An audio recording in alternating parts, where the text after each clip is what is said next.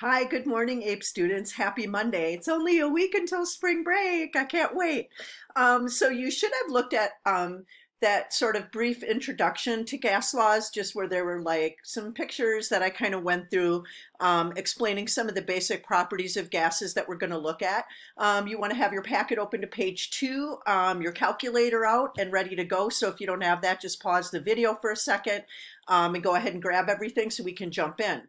So the first thing we're going to do is take a look at a little bit more detail about the definitions of those 4 properties that we went over in that introductory lecture. I don't need to read this to you. It's pretty straightforward. You can spend a little time in more detail. You can pause and read through it. Volume, how much space the gas molecules take up, not the quantity of gas molecules. Next, we have temperature, the measure of the average kinetic energy of those molecules. We touched on that in the unit on IMF. So obviously the higher temperature, the greater or higher the amount of kinetic energy. One note to make about temperature is that we use in gas laws what is called a Kelvin scale. Notice it's not degrees Kelvin. It is simply a Kelvin unit. There is no unit like a degree that we put on the end of that. Here is the conversion from Celsius to Kelvin. I always add 273.15 to get my Kelvin temperature. Sorry, I didn't auto-correct my numbers there. That should be number 3, pressure. We talked about this, I think, a little bit in class already. It's the force that the gas molecules exert on the walls or the side of the container per unit area. So when I blow up a balloon, which remember in that first little lecture we talked about a flexible walls of a container being flexible versus rigid. Here are a number of the different units that we'll be using for measuring pressure. And finally, mass. We also touched on this in that introductory lecture. We're going to be able to take in a problem the amount of gas measured in grams and convert it to moles if I know the molar mass, for example.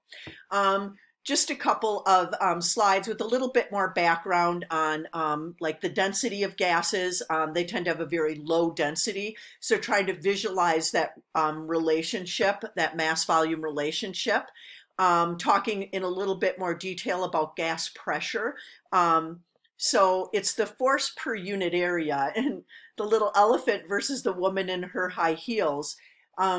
If we look at the area or surface area, even though that elephant has a really big mass, its feet or all of that mass, that pressure is exerted over a very large surface area versus a woman that is walking in high heels.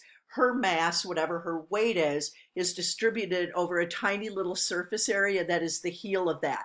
Think of like a dune buggy or like the difference between a road bike or a bike that you're going to take out and ride in the sand. It's going to have a lot bigger wheels so that the increased surface area reduces that pressure. I think we had talked a little bit about atmospheric pressure and the idea that when I'm high up, like if I'm in Denver, the Mile High City, 5,280 feet above sea level, that I have lower atmospheric pressure. Atmospheric pressure is the pressure of all those gas molecules pushing down on me. If I'm at sea level, all of the pressure of all of those gas molecules in the atmosphere push down on me versus at a higher elevation. Here again are some of those pressure units and conversion scales for them. As we move in to start talking about Boyle's Law, because we're not going to be able to do a Boyle's Law lab, although I will post a couple of videos that kind of demonstrate that to you. As we look at Boyle's Law lab, remember that idea that as I increase pressure, I decrease volume. I have a rigid steel container here. I have not changed the mass of gas or the number of gas molecules. I have taken the existing gas molecules, exerted pressure, and got them to occupy a smaller volume. So that is Boyle's Law.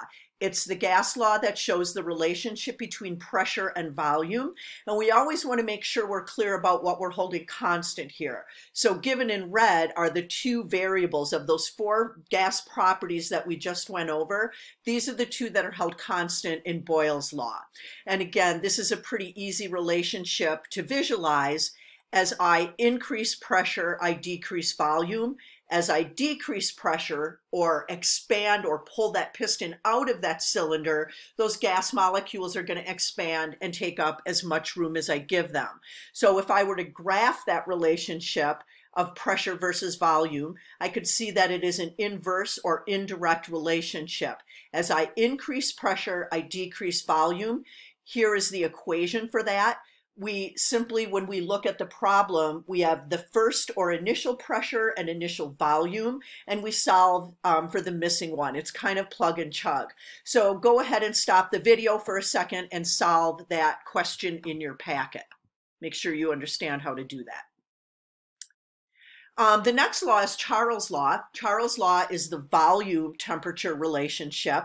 Notice that I have to keep pressure constant of those 4 properties. I'm right now only manipulating 2 in each equation.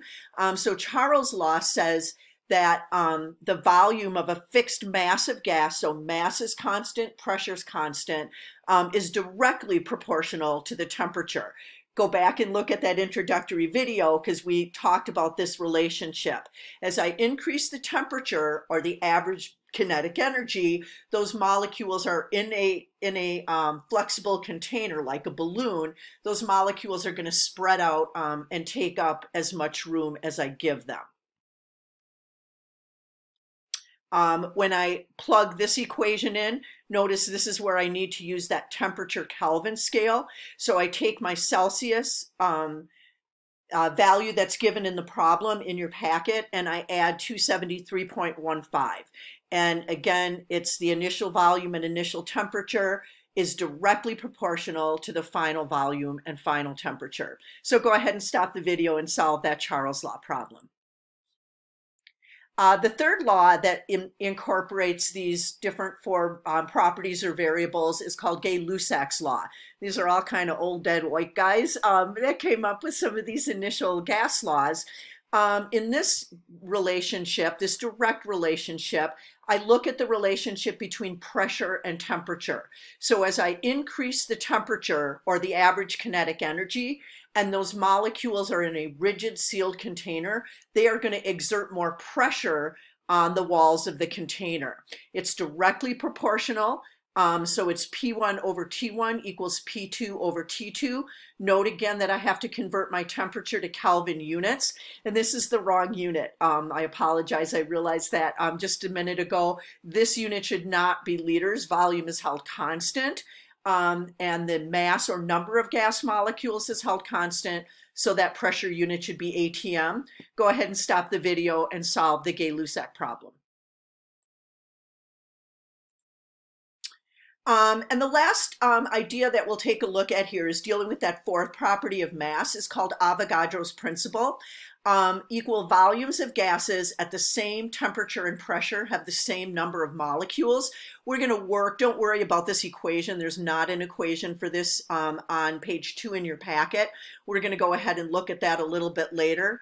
But we definitely want to play, you can look at the Molde song there, because we definitely want to play Gay-Lussac's Amedeo Avogadro song. Lived in Italy, and his work means an awful lot to chemistry. Amedeo Avogadro may be dead, but we all should remember what he said. Equal volumes of gases at the same temp and pressure have the same number of molecules. We're going to have a dance party. Avogadro, that's his hypothesis. You can listen to the rest of it. Have a great day, guys.